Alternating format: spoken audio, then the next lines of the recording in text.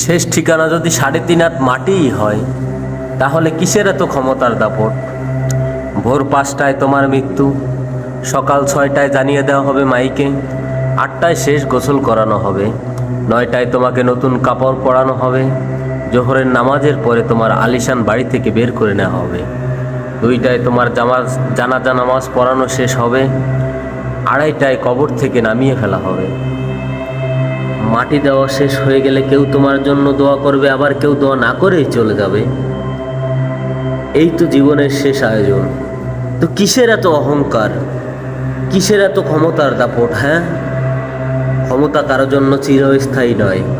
অন্যায়ভাবে কাউকে ঠকালে নিজেও একদিন ঠকতে হবে, এটাই প্রকৃতির নিয়ম।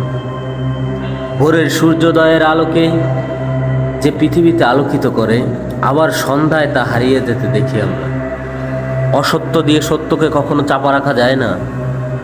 প্রকৃতি বড়ই নির্মম, কবে কখন কোথায় হারিয়ে যাবে, কার উপর আঘাত হানবে তা একমাত্র উপরওয়ালাই ভালো বলতে পারবে। অহংকার আর দাম্ভিকতা কখনো পতনের লক্ষণ। তাই অহংকারী না হয়ে সহনশীল হওয়া। ক্ষণস্থায়ী এই দুনিয়ায় চিরস্থায়ী কেউই নয়।